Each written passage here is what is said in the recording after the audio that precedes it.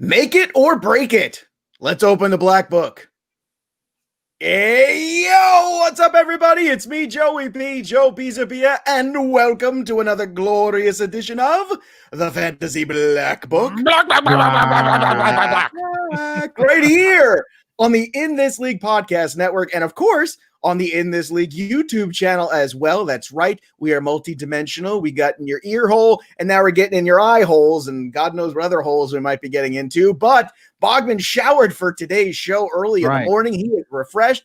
I don't know if Welsh has showered, but he's here too. And we've got a special guest for today's show. It's the one, the only Adam Ronis from Fantasy Alarm and the Fantasy Black Book, our wide receiver profile guru, our man about town.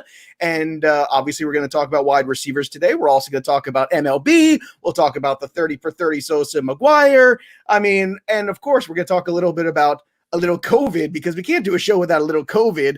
And let's bring in our guest here, because I think we got to get his opinion too on this latest news from Ezekiel Elliott. So please, ladies and gentlemen, welcome the one and only Adam Ronis. How you doing, baby? Welcome to the show. Doing good, man. It's been a while. Glad to be back with you guys. I thought you forgot about me. What's up, Ronis? No, we could never forget about you. I'm still jealous of your ponytail. You know that. I've never had. This is about as much as my hair grows. See what you got right here? A little shade. That's about it. Before you know it, I might be looking like you. You never know. Just one day, wake up, boom, shaving, and I'm looking like you. Can I point out we have 4 degrees of hair growth in society? We've got bald, we've got we got the ponytail going, we've got my thing, which is starting to thin, and then we got Bogman's just absolutely ridiculous lock of hair that's going on. We have 4 degrees of hair. Wow, that is amazing. Wait, turn around, show that again to everybody watching. And this is why you have to watch the show. This is why you can't just do the podcast. Oh my God, that is amazing. That is beautiful. It's almost Palomalu-like right now. That's about it's Palomalu. I was gonna say like Maleficent. Like you could turn it into one of those weird things with enough hairspray, like almost like giant horns on his head. Yeah, that'd be amazing. It's me and Rapunzel. So we got the same type of hair. Is that due to the quarantine? You haven't been able to get a haircut? Is that why? No, I grow it out and donate it. Okay. So it takes forever to grow. Yeah, well, and it is beautiful when you shave it too. I always like that picture you always post of the before and after. That's always fun. Spoiler: I'm always the after in that kind of a shot. But anyway, so Adam Ronis, the latest just came down. I think we just broke the news to Adam right before he came on the show that the league revealed that some of the players of the Texans and the Cowboys tested positive coronavirus, and Ezekiel Elliott is one of them. I actually immediately went to speak to someone I know who I actually trust is in the medical field, one of our readers in Black Book. And I asked him, I said, well, can you get it twice? Like, what's the deal? And they said, well, there's some cases where it reappears. Most of the time, no, but we're not sure how strong the antibodies are because it's all still relatively new. So, guys, let's do the roundtable. We'll ask our guest first, just because this news just happened. Adam, what do you think about Ezekiel Elliott and this fantasy value? Do you feel like, well, you kind of play the odds, like it's a little better, he's already got it, it's out of the way? Or do you think this is something like, here we go, like we're going to start lining these guys up now? No, I'm not going to move on. I'm still going to take him. I'm not going to change my rankings on him. Obviously, there's still plenty of time to go before the season begins. We've seen other athletes get it, specifically in the NBA, and according to all reports, everyone's fine. It seems to be, if you're young and in relatively good health, nothing happens. So I'm not going to change Zeke. It's already early, and it looks like people are going to want to push everyone down the first round. Oh, Dalvin Cooks, get all down. Let's push him down. Joe Mixon, Zeke, like who's going to be left in the first round? So we're going to go from RB heavy to now it's going to be 10 wide receivers in the first round with the way people change their mind with the news. So I know some people are going to be scared, but no one knows anything about this. We don't know exactly what's going to happen. So I'll just take the chance that he's fine. And if something happens, then I'll just deal with it at that time. Tony Pollard. That's my biggest thing with this too, is like, it's funny, you're asking medical experts. There is just so much we don't know. There's longer they're even saying it too. Well, yeah, but medical experts don't even know. People have gotten it multiple times. The idea of the antibodies that you create isn't as long as we think. There's no vaccine. Some people, the obvious people, 80 years old might have some serious ramifications, but we've also seen people in their 20s and 30s have it. And we've seen people just completely move through it and nothing came from it whatsoever. So it's a complete mystery. But for me, until it shows to be a problem, I wouldn't change a single thing with Ezekiel Elliott. You just kind of keep rolling with it. I think it's a little startling to hear his name, especially like as fantasy people, we're so prone to be like, well, that guy's got an injury, or, that guy's coming into the season with this thing. I think if there was a draft, I bet you if there was a draft today, if someone was doing something like a NFFC or something like that, I wouldn't be shocked actually to see Ezekiel Elliott fall back just a couple spots just because it's new. But, in a month from now, I don't think anybody's going to care about this as far as his value goes. Yeah, really, we just have to give it 2 weeks. How about you, Bogman? You're young and healthy. What are your thoughts on this? Yeah, really, it's just waiting 2 weeks, right? It's just waiting 2 weeks and seeing if, anything actually happens to him, because we know it affects different people different ways, but that's about it as far as we know it. So, like Welsh said, maybe if someone's doing a best ball today or something, he falls down a little bit. But other than that, I can't see moving him right now. So, like Adam said, most people who are young and healthy have no effect. So we'll see. Yeah, look, I think we're 4 for 4 on this. I think all of us kind of see this, and this is something that's going to happen. And like Adam pointed out, a lot of the guys in the NBA already have, this has kind of gone through the league a little bit. So now it's a matter of, how dangerous it is as far as spreading to other players and how quickly that's going to happen potentially. So obviously a lot to get to through there. But let's shift gears here and keep talking about fantasy football. And let's talk a little bit about the Black Book. So for those of you who don't know, Adam Ronis did all of the wide receiver profiles this year in the Black Book. Very happy to have him on board with us this year. And, Ronis, I always like to ask this of people too, when you start going through the Black Book and you start going through profiles and things like that, obviously, the big takeaway always is what you think of the player pool. So when you're looking at that 2020 player pool specifically now and the big picture, what are your thoughts on the wide receiver position? Is this kind of like waiting for this young crop of rookies to come in and kind of emerge? Like, what was your big kind of, 50,000 feet view of the position heading into the season? I mean, it's pretty deep. I know a lot of people are saying that. I still feel, though, it does pay to get some elite receivers early if you can. Everyone is going to be on pile-up running backs, and it makes sense in best ball, but I feel like in redraft leagues, people are going to overvalue the running back position. They're going to panic. Oh, I got to get my second running back here. And they're going to overpay. And it's going to cause some top receivers to fall. So, yeah, there's depth. And we can go through like every round. Oh, I like this receiver here in round 8, round 10. We know it's not all going to work out. But I think here we have a lot of second and third year wide receivers that are ascending. They're really moving up. And the rookie class, I don't think is going to be great for fantasy. I think a lot of them did not land in the ideal spots. Obviously, the lack of offseason activity and rookie minicamp is going to hurt as well. But there's a lot of talented receivers, but a lot of them did not land in the ideal spots. I really don't see a rookie wide receiver finishing in the top 30 this year. It's funny that you're saying that, because there's I feel like there's multiple spots where people can be like, well, running back is really depthy because you can go later in. People say, hey, the same thing about wide receivers. So, I know we're going to hit that here in a little bit. So it's interesting hearing you say that. But what does the first round actually look like? Michael Thomas is an absolute given to me. I see a whole lot of chatter of people saying that if there's one person that can compete with Michael Thomas this year, it's actually Devontae Adams, which, I'd agreed with last year and you still want to keep with from just a pure target standpoint. Guys like DeAndre Hopkins, Tyreek Hill, they're all out there. But in your eyes, what does the first round, who are the lockdown first round wide receivers that you're comfortable taking? I know there's probably at least 2 that are no brainers here, but how many, how deep is it, and who are they? It's pretty much what you're seeing in most draft right now is Michael Thomas and Devontae Adams. You're seeing Tyreek Hill sprinkled in. Julio Jones is weird. I've seen him go end of the first round. I've seen him go late second round. So those are pretty much I did a best ball draft where I got Julio late in the second round. And I think people are just hungry for running backs, and they're so worried that the position dries up. And in best ball, I understand that because you can't go to the waiver wire. In redraft leagues, I am not going to panic at all. I did it a lot last year, especially if you pick in the first half of the draft. You can get that 1 3-down running back and you can just wait on the position. But people are not built that way. They panic and like, oh, I got to take this running back. And then they talk themselves into it. Well, he's going to get a 3-down role and he's the main back. People said that last year, Le'Veon Bell, Devonta Freeman, and you see how that worked out. But for me, I think Thomas is tricky because you want to take him in the first round, but you're like, I kind of want to get a running back. But the floor is immense for Michael Thomas, and the ceiling is high. Davante Adams, though, is a guy I like a lot. I took him recently in a best ball draft at 10. It's just hard to pass on him at that spot. People forget, like, he was hurt last year. And when he came back, I mean, he was really good. He averaged 10.6 targets per game last year. If there's anyone to me that can edge Michael Thomas, it's him. I mean, he had a 31% target share over the final 9 weeks of the season.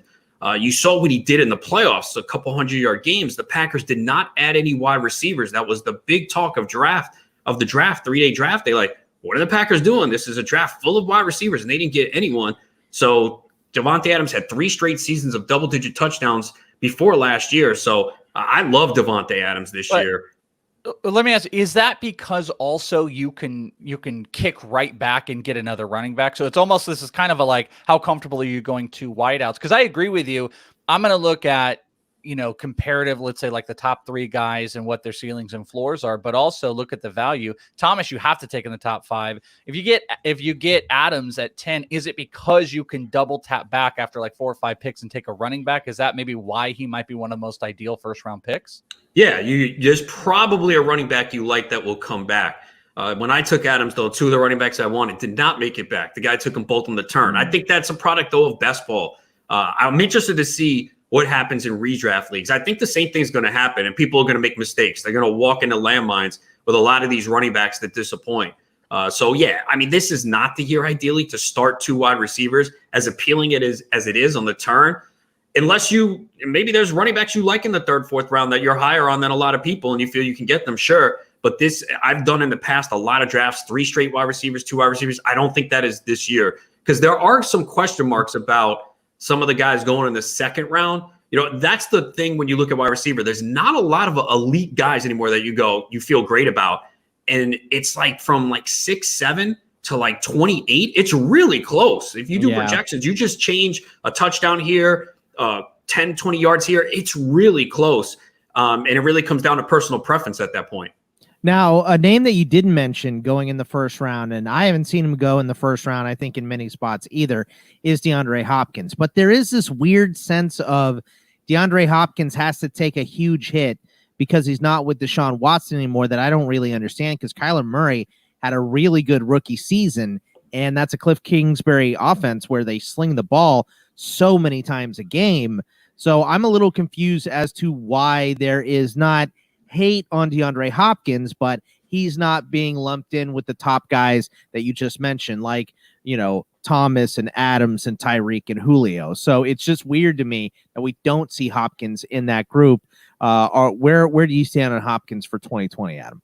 My biggest concern for Hopkins is the price to pay for him, and also he's changing teams. We've seen this with a lot of wide receivers when they go to a new team, even if it's a big name. I mean, look at Odell Beckham last year. I know you could say he played through the injury and was hurt, but when we see wide receivers change teams, even during the middle, like free agents, top guys, they just kind of struggle. It's just this acclimation period. And now, especially with this offseason, not a lot of time to work with Murray. I mean, it's scary because you're like, DeAndre Hopkins, one of the best wide receivers in the NFL, catches everything. Clearly, they brought him in to improve this offense. There's no one there to really take targets from him. You got to think they're going to look to him in the red zone. This is an offense that we all expect to get better. I just think there is a little question mark. How much is it? That target share has to go down. It was in the 31, 32, 33% range. It's hard to imagine that's going to continue. Christian Kirk's still there, Larry Fitzgerald, they're going to throw to the backs. So Hopkins, I think, will be very good, but I don't know if he's going to be as great as we have seen the last 3 years. I think there's going to be a little bit of a decline. Not going to be huge. I don't think he's going to be a bust, but do you want to pay end of the 1st, early 2nd round for him when there's maybe a receiver you can get in the next round that's really not that far off from him? Yeah, honestly, I'm going to take the shot on the question, especially if he is going to slip into the 2nd round. I think that's the ideal spot. Like, there's a possibility you can come away with maybe a Mixon and Hopkins as your first 2 picks. And I'll tell you what, man, I'll go to war with that any day of the week. And see, the problem I have with Adams is, just kind of picking back to him is, everybody keeps looking back on 2 years ago when he was so consistent and that was so fantastic and it was a great year he had. But people kind of forget, like, he's missed time in multiple seasons. And I'm waiting for everybody to kind of step back and realize that, hey, like, doesn't that matter too? Doesn't it matter too what the Packers are doing in terms of shifting the focus of the offense? And those, Aaron Rodgers throws for a lot less 300-yard games than he did 4 or 5 years ago. Going back into some of the wide receivers too when you're doing the profiles. I know this happens to probably all of us. I know it happens to me too. Who was the guy that when you started digging into them and started researching them that surprised you when you actually became higher on the more you did work on them? And conversely, like who is it the more you dug into them, maybe you thought was looking good in 2020 and you're like, you know what? I really don't like player now. Like I'm souring the more about this guy, the more I do the deep dive. So who came out on the positive and who came out of the negative when all the research was done for you? On the positive side was Calvin Ridley. Like I really didn't love Ridley the last 2 years. I might have had him in 1 or 2 leagues last year, but that's me too. When you look at the situation that's there, Mohamed Sanu obviously was traded. Austin Hooper is gone. And, we saw more targets once Sanu left. And if you look, I like looking at points per game. People talk, oh, he finished wide receiver 12 last year. Okay, he might have played 16 games, and some guys like Ridley played 13. So I want to see points per game. And I'm with you on that 100%. Right? We gotta make this a thing. All of us are. Yeah. Points per game. Listen, man. Look, I can't tell you measuring stick than total points. Absolutely, man. Total. You're. I can't. I mean, we're all. I think on the same page there. Like in my profiles this year, I can't tell you how many times with the quarterbacks I kept referencing the points per game and going back in the points and in sections of like this was the guy's points. Like here's Daniel Jones' points per game when he had his Saquon Barkley and when he didn't, and like that's what you want to be looking at. This big giant like step away view is not necessarily going to tell you the story. You got to dig a lot deeper there, Adam. Yeah, yards per game, targets per game. I mean, Gallup was better in both those categories than Amari Cooper, but everyone thinks like, oh, Cooper's way better. It's close. But really was a top 15 receiver in points per game before he got hurt. And this Atlanta defense is not good. Mm-hmm. They're going to continue to pass a lot, and there's less competition now. Sure, Julio Jones is going to get his, but after that, I mean, Russell Gage is a good best ball pick late, because he's going to play the slot, but Ridley is going to eat it. Ridley's a guy that's already scored a ton of touchdowns, 17 touchdowns in 29 games. So Ridley's a guy that I like a lot. To me, one of the more confusing ones, and I'm still not sure, I'm kind of getting low on him, is Cooper Kupp, because the guy's really good. I like him a lot. But when you look at the splits of what happened last year, first 12 weeks, 87% of the snaps. Last 5 weeks, only 63% of the snaps with a 15% target share. They obviously played a lot more 12 personnel. Was that an adjustment because teams were figuring them out? Kupp still has 16 touchdowns, though, in his last 24 games. We know Goff has a tendency to look for him in the red zone, but I think that was pretty concerning. And a guy that I don't love as much, I see him consistently go in the second round, is Mike Evans, man. Mike Evans had the bulk of his yards in like 3 games last year, and now he's going to be there with Tom Brady. And I know the metrics say Brady can still throw the deep ball. He didn't have the weapons, but Evans is relying on big plays, 17.7 and 17.3 yards per reception the last 2 years. I don't see that happening. Brady averaged 6.6 yards per attempt last year.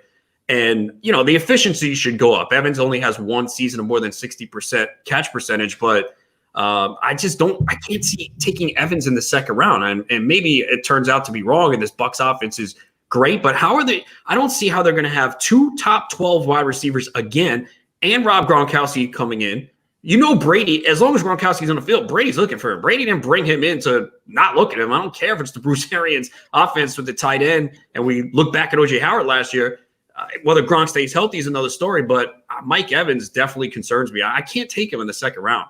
Well, it's funny talking about the second round because I've seen, and as we're talking about building, Devontae Adams and going running back, a growing trend, and it's not necessarily wrong at all, but it's just this like really loud trend right now, Adam, that seems to be going around Twitter, is that this year in fantasy football, your money is going to be made drafting a wide receiver in the 4th or 5th round. There's a lot of big names. You talked about Cooper Kupp, who obviously, those last 5 weeks, there's the Tyler Higbee effect that's in play. But there's some other solid names that are in there. Juju might be falling there. There's a lot of wideouts to be had in the 4th and 5th round. Do you think money is going to be made hoarding some wideouts there? So maybe it's like wideout in first, like you said with Adams, running back, and then wideout in 4th and 5th. Are you down for the wide receivers in rounds 4 and 5?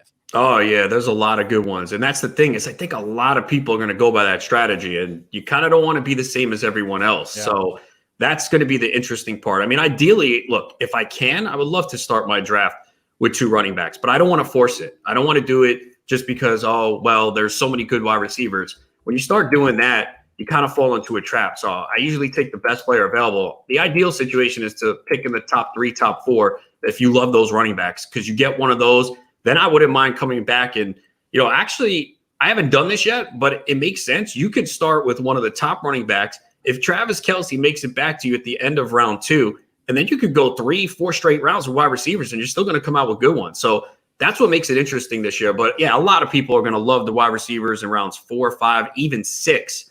I think that's going to be a common strategy this year. And I feel like because you're saying that, it's one of those things where we have to start having the conversation about potential pivoting, because it is so loud in June right now of like, I think I even saw someone tweet, be like, man, I feel sorry for you if you're not drafting a wide receiver in the 4th. And it's like, all right, well, this is all fun and dandy, but then we're going to have the move that's going to start happening. ADPs are going to start rising. And all of a sudden, all those guys you were taking in the 4th round, they're going to start sliding into the 3rd round. So just being prepared to start pivoting and locking in, there's a lot of strategy stuff we're talking about with, watching. Well, the same thing happened with Godwin last year, Welsh. Yeah, like sure. If you remember that the Godwin thing, he almost is kind of like Calvin Ridley this year. I feel like, where it's like the same thing. It's like the guy he's going to really pop this year. This is the right guy, the right situation. Everything's trending in the right direction. And then he absolutely moved up an entire round, I think, between mid-June and mid-July. I would agree, right, Adam? I think that's kind of like that same vibe, right? No question. I was getting Godwin in July and to early mid-August, and then I didn't get him anymore. I mean, in the high stakes leagues, he moved up to the 2nd round.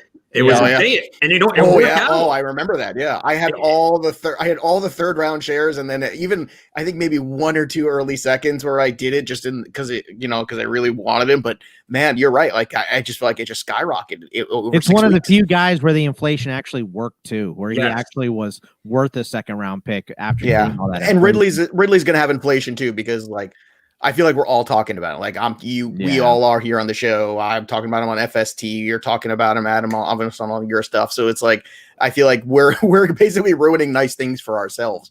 Ronis, I want to know where and if we should at all, but Antonio Brown's working out with Dion. We hear that Russell Wilson still wants him in Seattle.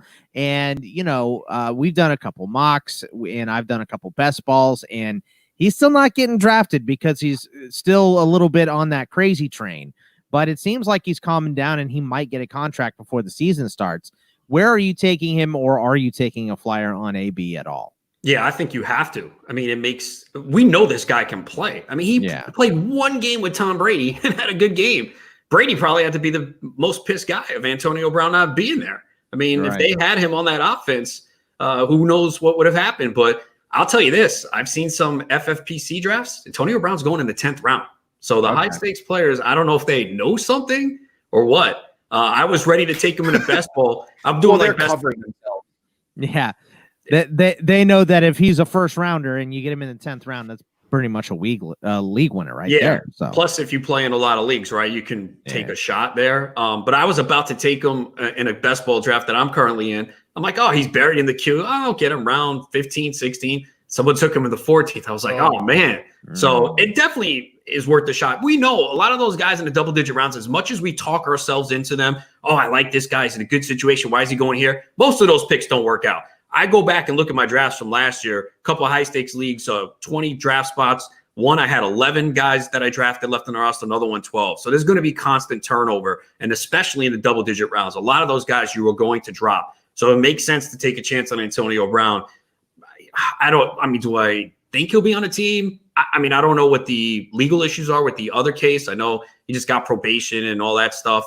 But there's a good chance that he does play. And to get him in the double-digit rounds in drafts right now, I think you take the shot. What's the worst-case scenario? He's not there to start the year, just cut him. Yeah, exactly. Especially in a 12-teamer.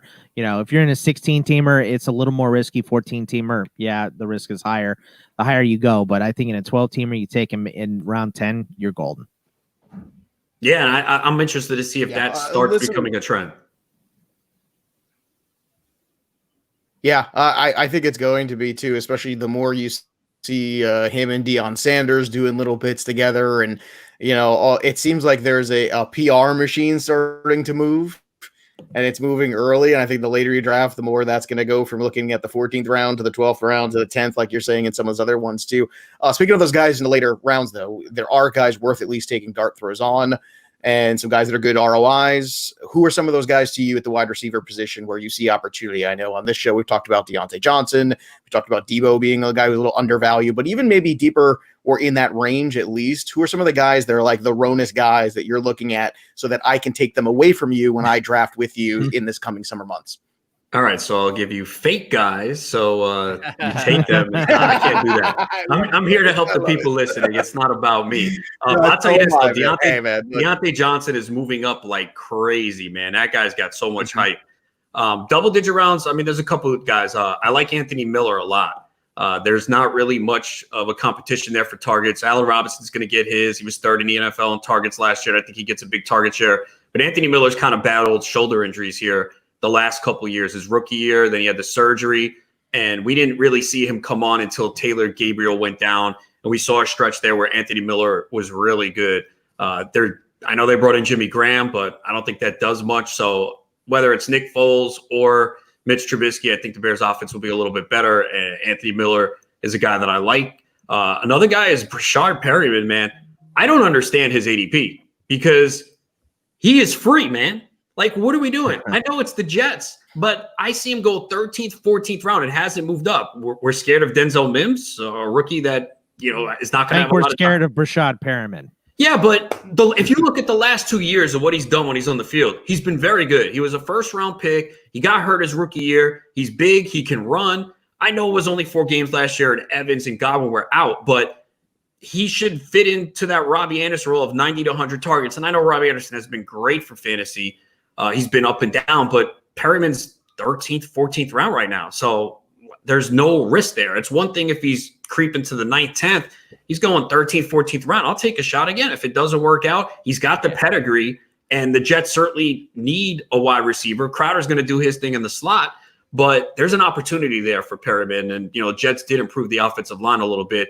And Preston Williams is another guy. People forget he led the Dolphins in targets, yards, receptions before he got hurt tearing his ACL. That's when Devontae Parker went off. They didn't do anything in the draft to adjust wide receiver. Chan Gilly likes to run a lot of 4 wide sets. So as long as Preston Williams is healthy, which it appears he should be ready for the start of the season, I think he's a nice guy you can get into double-digit rounds too. Ronis, you mentioned this a couple times, so let's hit it head on. Early on, you talked about, you didn't think any rookie wide receiver was going to go inside the top 30. Kind of just talked about Denzel Mims not really being a force. So I think the easy answer to a question I could ask you is how would you invest in the rookie class? As you're going to say minimal, and that would, you're going to try to move away. But who are the guys that you're at least going to keep an eye on? I think Jerry Jeudy, is the most talented in this class, and he gets to jump into a number 2 slot in a wishy-washy, however you want to look at it, Denver situation. You get guys like Justin Jefferson, who he kind of jumps into the same thing, Jalen Reagor. I know you're not super interested in them, but based on where they're going and based on maybe potential upside, how would you and who would you treat in the rookie class as viable options? Yeah, some of them actually are going pretty late. I do think Jefferson is intriguing. There's a lot of targets there in Minnesota. I guess the big question is, can he play outside? If they run a lot of 2 tight end sets, is he going to be able to get off that press coverage? But there's certainly an opportunity there. I know Minnesota's a run-first team, but they took some hits defensively, especially in the secondary, so they might be forced to pass a little bit more. Jeudy is very talented. Such a great route runner, can get open with ease. It's just that's kind of a crowded situation there. And it depends on the emergence of Drew Lock, but you got Sutton there, you got Fant. So that's the only problem with Jeudy. I wouldn't be surprised if he was good for fantasy. I still actually like CeeDee Lamb because, people forget Cobb had 83 targets. They lost Witten. Now, a lot. I said the same thing on a show last week. I was doing that same thing. I was like, man, if Cobb had, X number of yards, how hard is it for CeeDee Lamb to get to eat a little bit too? It seems like a good spot there where people are almost dismissing him, Ronis. Yeah, they lost, I think, combined with Witten and Cobb, 150, 160 targets. So, yeah, Jarwin fills the Witten role, and he's better than Witten. But they drafted Lamb in the first round. I know it was shocking that he fell to them, but, Cooper was banged up last year. Gallup was banged up, and who are you going to focus on in this offense? So if they continue to pass, because they passed a lot last year, I guess that's the big question. Are they going to replicate that? But, CeeDee Lamb is definitely someone you could look at. And Michael Pittman later on, too. He's pretty cheap, and we know he has a starting role opposite T.Y. Hilton. They're going to use Parrish Campbell in the slot. Parrish Campbell's a guy I like very late, too. One of those rookies that was banged up, didn't do much. Kind of like, I'm not comparing him to DJ Chark, but like the DJ Chark role, like rookie year, didn't do much. We forgot about him. That gets an opportunity and goes off. Obviously, Campbell has more competition, but Pittman's that big body guy on the outside. We know Rivers likes throwing up to those guys. Again, another team that probably is going to focus on the run. I think they don't want Phillip Rivers to make mistakes, but Pittman's a guy that's pretty cheap as well. So that's the one thing is there are some of these rookie wide receivers going in the double-digit rounds. Even Jefferson in some of these drafts, I'm kind of surprised how far he has fallen. It's really Lamb, Judy. Those are the guys that you're seeing go up top and kind of early among the rookies. Now, Adam, the one wide receiver situation I cannot wrap my head around this season is what the hell the Eagles are doing with all of the thousands of wideouts that they have now, because I've heard Alshon is a major part of the offense, and also Alshon might start on the pup. I've heard Deshaun Jackson is the number one. They drafted Jalen Reagor in the first round. Greg Ward was their best wide receiver late in the season. They spent a high pick last year on Arcega-Whiteside. They drafted Quez Watkins and Johnny Hightower. There are so many guys in this spot for the Eagles, but the tight ends get most of the action anyway. Is that a situation that you're just avoiding in general with the Eagles? And are there any other situations like that this year that you're just, I don't want any part of this receiving core? Yeah, I haven't invested much in the Eagles at all so far. I mean, we know Deshaun Jackson in best ball is fine. It's a matter of, can he stay healthy? I think he's 34 now, and he's relying on his speed. He is 34, right? Yeah, he's older. Yeah, at least 34. Something like that. 31, yeah, 34. Younger than all of us. Younger than all of us, I just want to point out. But yeah, very true. But in best ball, obviously, he can produce, but I don't think you want him in season long because you're just not going to know when to start him. I mean, we've seen this with him before. Oh, great matchup this week for Jackson. Let me put him in. 2 for 46. All right, I'm going to put him on my bench. Next week, tougher matchup. 5 for 146, 2 touchdowns. So you don't want to go through that. Alshon Jeffrey, I don't trust at all. I don't want any part of that. I think if they're both healthy, they'll be on the field, but it's hard to imagine both guys staying healthy. So that's why Reagor, if he's at a decent price, sure. We know Ertz and Goddard are going to get a ton of targets. So I have no shares of any of the Eagles wide receivers so far. Is there any other situation in the league, like Houston's a little confusing? Anything else that you don't like this year as far as wide receivers go because there's too much competition, too much rotation? Houston, there is competition, but I'm still willing to take a shot. Will Fuller would have been interesting if they didn't add those guys. Again, another guy, 20 games missed over the last 3 years. So you have to make that decision. People who have been burned by Fuller, they're going to want no part of him. I mean, he's 7th, 8th round. I haven't done it yet. Maybe it's because there's so many good wide receivers in that area, but I'm open to it. Brandon Cooks has fallen behind him. I think Cooks is kind of intriguing. I understand the concussion issue, at least 5 that we know of. So there's major risk there, but he was a productive wide receiver before last year. And now Deshaun Watson's one of the best deep throwers of the ball in the NFL. So maybe Cooks becomes the guy, but it goes back to your question. All right, now we just talk Cooks. We got Fuller, Randall Cobb, who they paid money to. And as a Cowboys fan, Cobb was pretty good last year. Not great, but he was solid at NFL receiver, and they have Stills there. So I haven't really taken a dive yet, but I am open on Fuller and Cooks in the right area. Even Cobb, if he's late, I'm interested in a little bit. But again, I haven't really gone too many of those wide receivers just yet. But, so many teams at least have at least a guy or two. I think that, you have to at least be intrigued by. Even the worst teams are going to have someone. So I don't really look at a team and go, oh, I'm completely avoiding them. I might go, all right, well, I'm not as interested in this. But, hey, we all know it all comes down to the price of a player and what he costs. It's really not about the player. It's how much do they cost in your draft. All right. He's Adam Ronis, everybody. Follow him on Twitter. I mean, obviously you do. And if you don't, you should already. What's wrong with you? At Adam Ronis. Check out all the great work he does at Fantasy Alarm and SiriusXM and everywhere else, including all the wide receiver profiles in the Fantasy Black Book. Adam, we kept you longer than we were supposed to, but I really blame you because you're so smart and charming that we have no choice sometimes. So I want to thank you as always for your time, my brother, and support. Again, and I always say this, there's only a handful of people that I'm always afraid of whenever I see their name in the league or I know it's going to be a long season, and it's yours, my friend. Doesn't matter, baseball, football, whatever it is. It's always, I see Adam Ronis, I'm like, oh, it's going to be an uphill climb to the championship. So he's one of the best fantasy players out there. So you should all be following him. And very tactical by Joe right there, because he wants me to congratulate him for winning the Flex League last year. But I will say this. You know how everyone. Wait, who did I beat in that league? Wait a minute, who did I beat in that final? Yeah, you beat me. Don't remind me. I heard that's you. Right. Yeah. But we're gonna have you back on whenever Jake sends me the belt. We'll have you back on for the unveiling of the belt, and I'll hold it up here now that we can do it. Oh boy, I think I'm not available that day. Yeah, I don't blame you. I don't blame you at all. Well, you know what the funniest part is? I remember talking to Dane Martinez and a couple other people, and we're all in the finals that week in some big leagues, and every one of us was in the finals against that guy, against Adam Ronis. So, yeah, I know you went on Sirius XM when we're talking with Dempsey because Lisa Ann's like, yeah, I was listening, and Joe talked about how he beat you and Dempsey beat me. I did lose that final to Dane Martinez. I was good. I got over it. She brought it up. God. I was depressed, bro. Like I remember, like well, if Lisa Ann is bringing up your, how much of a loser you are, it is pretty bad. Like I won four championships and I was depressed because I remember all the finals that I lost in. I mean, it's terrible, man. But just real quick on that. It was a super flex league, and everybody's like, oh, this is the way to draft. This is the way to draft. I went back and looked at that draft, and it shows there's two different ways to win. Joe took a quarterback in rounds 2 and 3. One of them was Andrew Luck. He obviously retired because we did that draft before.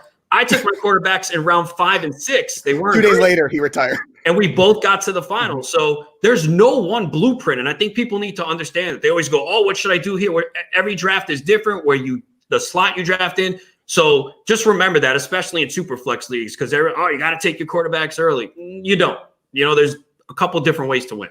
No, it's so much about what the board looks like that year, but it's also about, it's not taking quarterbacks early. It's taking certain quarterbacks early that move the needle. And that's what RPV tells you. And you know what? Had I been in a different draft slot and different things, I would have drafted differently. And that's the whole thing. I always feel like the best thing I tell everybody when it comes to drafts is there's 2 things you need to be: prepared and flexible. That's it. If you can be prepared and flexible, then you have to let things come to you. But there is no one way to do anything. It's about each individual draft happening and unfolding itself. And like I said, any draft with you in it is always worrisome because I know how prepared you are and how tough you are to beat. That's why you're in every final. So I had my moment in the sun. It's over now. And I'm just happy to have you as part of Blackwood. I need revenge. Either way, I love you anyway. And hopefully when all this stuff is over, we can all go back out and drink it again. So Adam Ronis, everybody. Years. Probably in 3 years. 3 years. 3 years we'll get a drink together. Yeah, you come out. You're in Jersey anyway. You come out. We'll go have cocktails by the pool and a cigar. It'll be nice. Definitely. So everybody clap him out. Adam Ronis, ladies and gentlemen. Hey. When we come back on the Black Book, we're going to talk about the make or break guys and who's on that team for each one of us. You're watching and listening to the Fantasy Black Book. We'll be right back after this. Peace, Adam. See you, Adam. Bye, Adam. We love you. All right. Round 2, fight. All right. Welcome back, everybody. Fantasy Black Book. It's time to talk about make or break seasons. So I thought it would be fun for each one of us to go position by position and pull out one name and a guy that we think is on a make or break kind of a path right now in this 2020 season. And let's start with the quarterbacks. I'll start and throw one out there. I think it's Baker Mayfield. I think, when you're a rookie, you kind of go above expectations. You got a guy where you go, okay, you know what? He had high expectations, number 1 overall pick. But you know what? In his rookie year, we weren't sure what we're going to get out of him, especially in the weird coaching situation. Then last year, there were expectations. And Freddie Kitchens and company certainly fell well beneath those. But Baker Mayfield's a talented guy with a lot of swagger and a lot of weapons. He's got Kareem Hunt. He's got Nick Chubb. He's got Odell, Jarvis Landry. He has a lot to work with. And now they gave him a tight end in Austin Hooper, too. So I feel like this is kind of make or break because if he doesn't perform now with a new head coach, a new offense, and all these weapons, I feel like we're going to look at him in 2 years and go, okay, maybe this was Baker Mayfield was better college quarterback than pro quarterback and just couldn't make that transition. That's sometimes I'd be so upset if that happened. I know. You would be so upset. I know that would really break Bogman's heart. Welsh, who's a quarterback for you that's in a make or break year? Well, when I saw this, I think there's a multitude of different ways to take the make or break for fantasy owners for this season or for their own teams. And it's funny because this one that I have isn't like a big track record, but I still think the make or break is important. I put Drew Lock on here because I don't personally think the leash is or can be that long with Drew Lock. He has so many weapons around him right now, so many weapons, that if he doesn't succeed and doesn't succeed early, I think he's done. Right. And I think from a fantasy perspective, there's a lot of people that are going to invest in him this year because of those weapons. He will be a very, very popular super flex quarterback to draft, people will take their top guy, like we were just talking about with Ronis. Someone will go and take Patrick Mahomes, and then they'll wait and they'll take Drew Lock because of all those options. But I think he's a make or break for fantasy people that invest in him with the high end ceiling and the questionable floor. And the same thing for his own team. Like I said, with the Broncos, the team that they've constructed around him, I just don't know how long they can sit around. This is why I always thought the Broncos and Cam Newton, regardless if they wanted to commit to Drew or not, is they can't sit around for 6 weeks of Drew Lock being 2-4. They can't do it. They drafted wide receivers. They brought in Melvin Gordon and gave him a contract. They've got Phillip Lindsay for as long as they have him. They need to go now. They need to win now. So Drew Lock is one of those, to me, for fantasy and for real life, is kind of a boomer bust.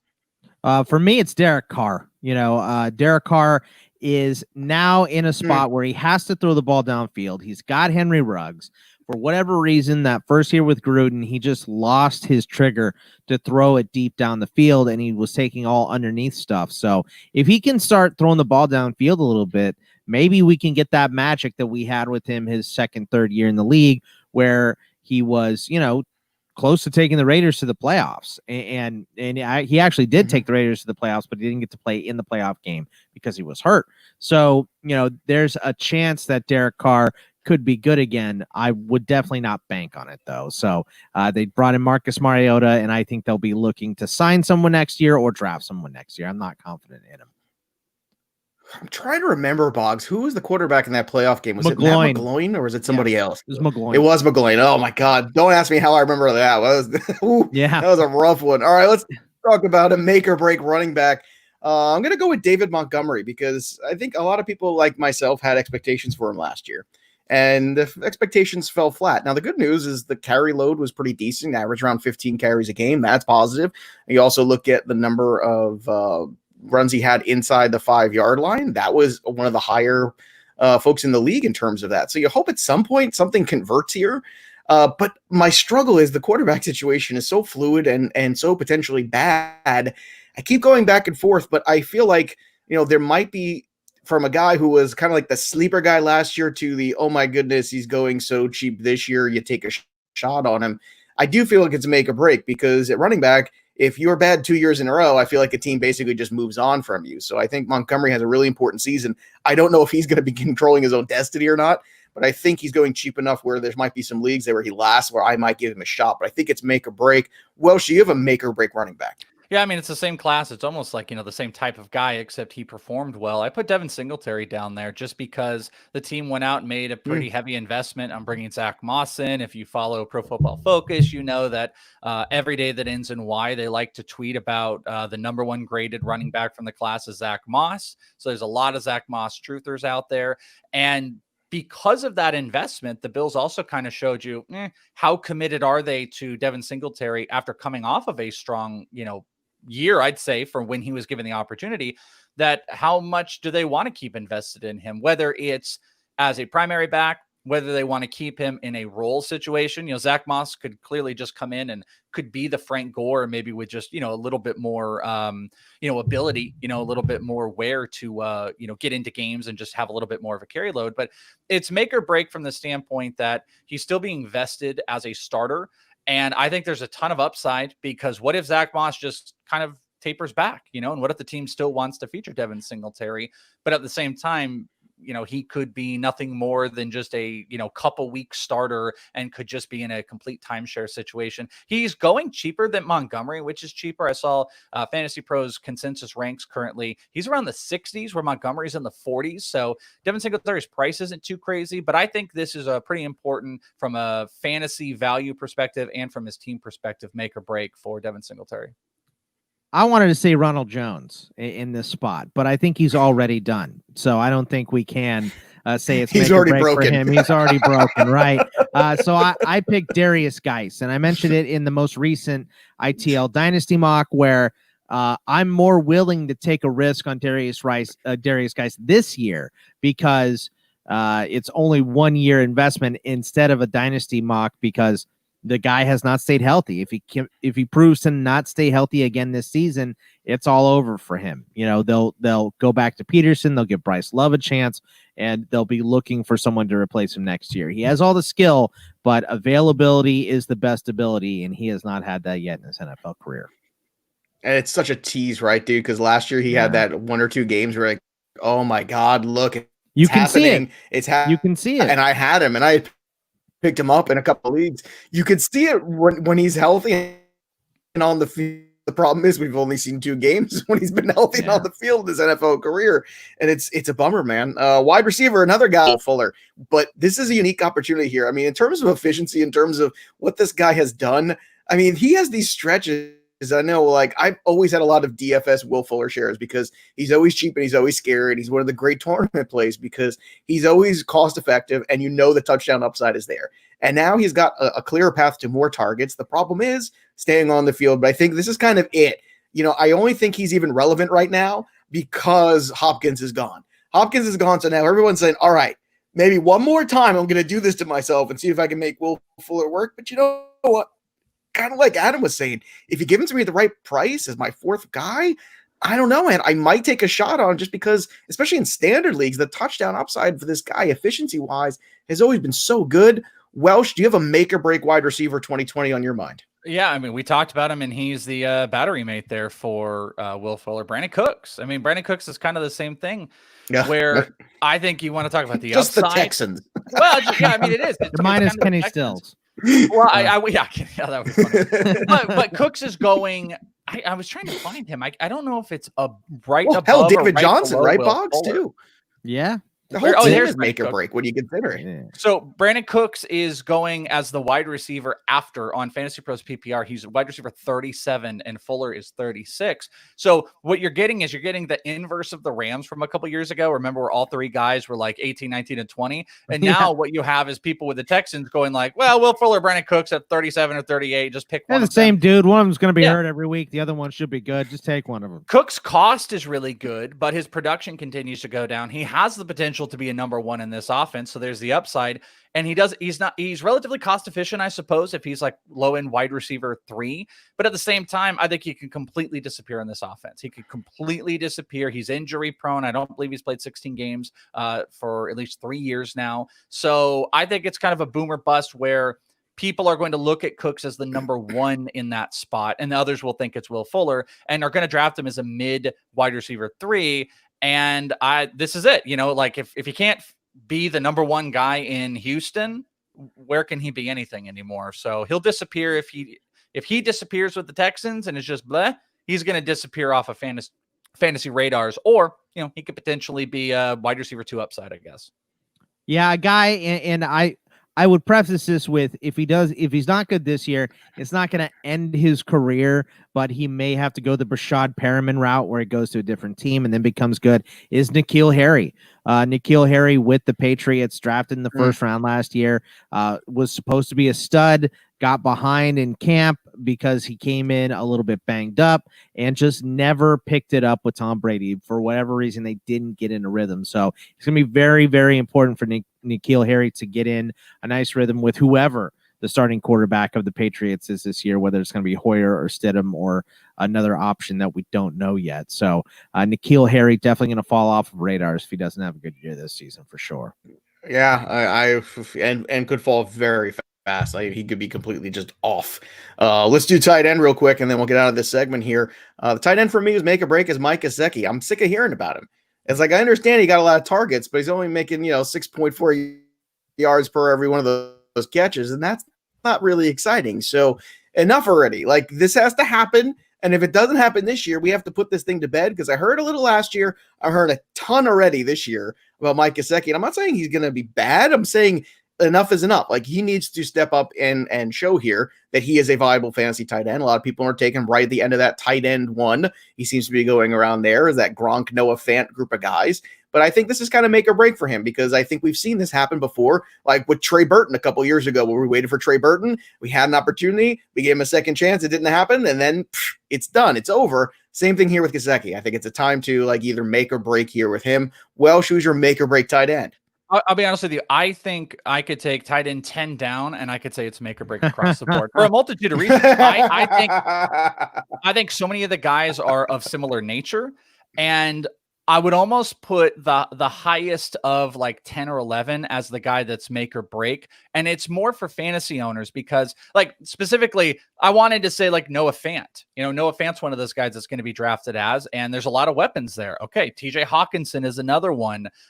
Hayden Hurst is going to get his first opportunity. Those are all guys. Tyler Higbee, I really wanted to hit on, but it doesn't quite fit the narrative. So you know what I'm going to pick? I'm going to pick Gronk. And this is a make or break for fantasy owners because he is going to be drafted as a tight end 1 this year. And there are major questions about how viable is he going to be in fantasy anymore after being off? So from a make or make perspective for fantasy owners, you're going to draft him high. It could hurt, but if you're in a 12 team, you could just pick somebody back up.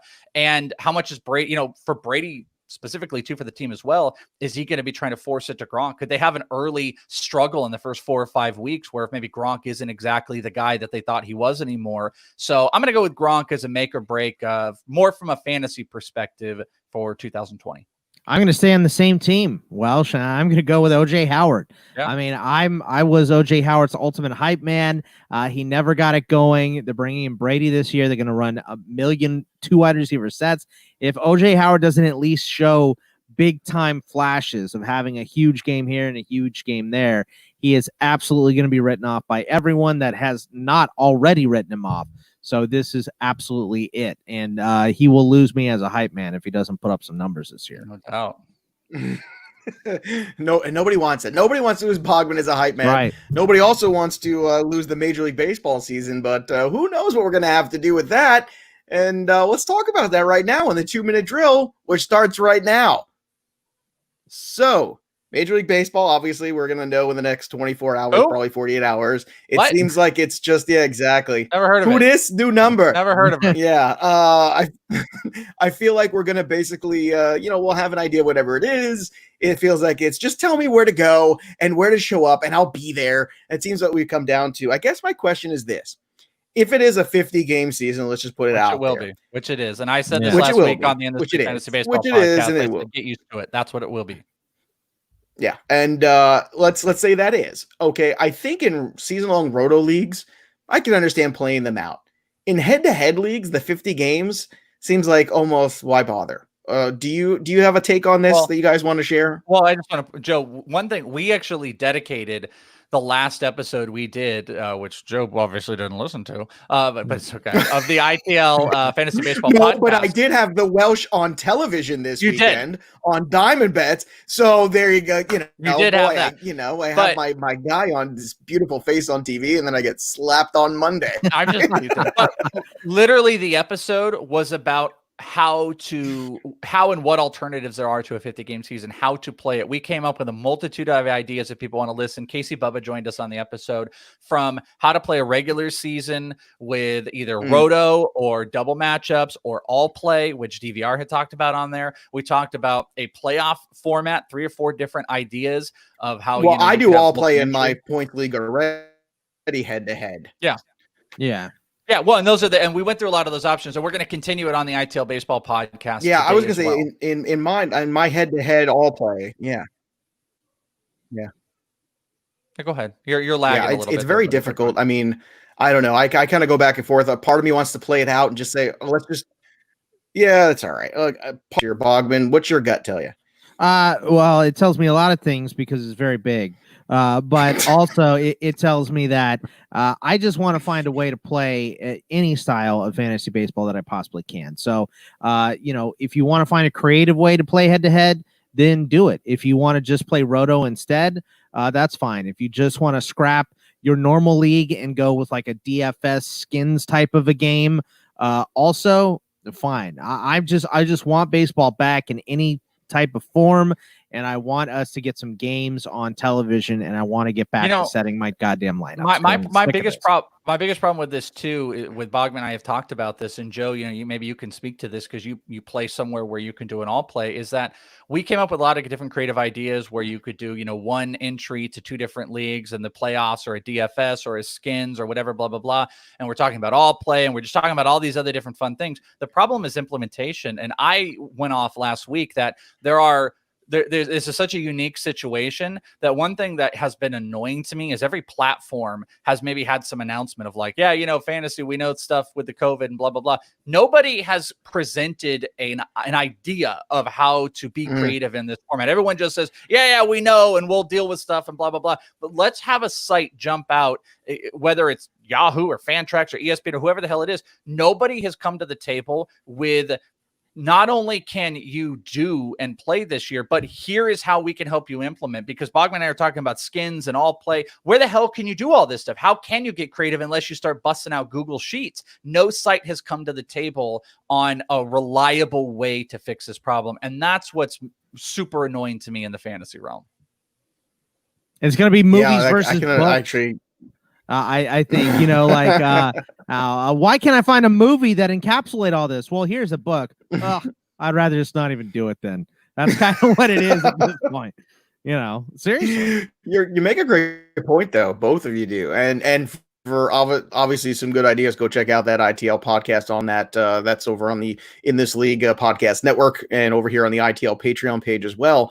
And yeah, I mean, I don't know. I'll tell you what, whoever comes up with some good ideas and lays them out well, I mean, here's the thing. Like, it's whoever comes out with a good platform idea first, better do it soon, because I think there'll be a lot of people looking for it, number one. And number two, every league, you're going to have to deal with every different specific owner and kind of be like, well, we bought in for this kind of season. Do you want to do this, or do you want to change it up this year? And what do you do with keepers, and what do you do with dynasty? Like, they're so complicated. My big thing is, if you have a dynasty league with escalating contracts, I think you have to put a freeze on it year over year. That's my big thing. It's like, just freeze everybody, because nobody got a full season out of anybody. You have to freeze all the salaries and then just restart the clock next year. That's my number one.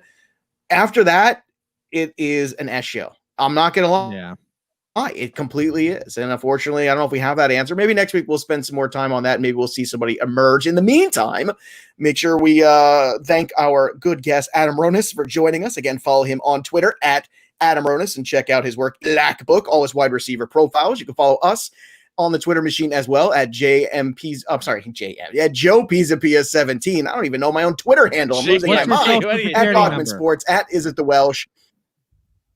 I don't know. Do you want my bank account number too? Well, you can check me out over at TD Bank. Oh wait, no, that's stupid. I shouldn't say that. But anyway, you can check us out on the ITL Patreon page. Also, let me throw this. Subscribe. Make sure to go to the YouTube. Make sure to go to the YouTube, even though we've had a little bit laggy in this episode. But there was a moment, I don't know if you guys noticed this, and this is I was trying not to laugh because you were laughing so hard. We can't. This is what's the problem about video. It was in the Ronis interview. Bogman's cat has never been more in the shot, and it was so funny having like Ronis, such a professional, and then Captain is just walking in the screen and Bogman's letting it happen, and his butthole's getting in there, and so I start to laugh, but then Captain started shaking the whole computer, and I just started to laugh, and then I felt the where the laughter's about to take over and you're about to be stupid, but I didn't want Adam to think I was laughing at him, so I tried to get off camera and I went over there, and I saw you doing that. I couldn't get off camera, and it was killing me. And then I finally got a hold of myself. Stuck his whole head in my face for a couple seconds, and I was like, "What are you doing in the shot?" Yeah, I know. I was trying really hard. He will not leave. He's being very affectionate. Yeah, and that's why you got to watch and listen now. Yeah. So that'll do it for us. But the story of the game goes on. Go get your fantasy Black Book right now on Amazon. It'll be up on iTunes later this week as well. That'll do it for us, my friends. We'll see you next time. Bye. Oral.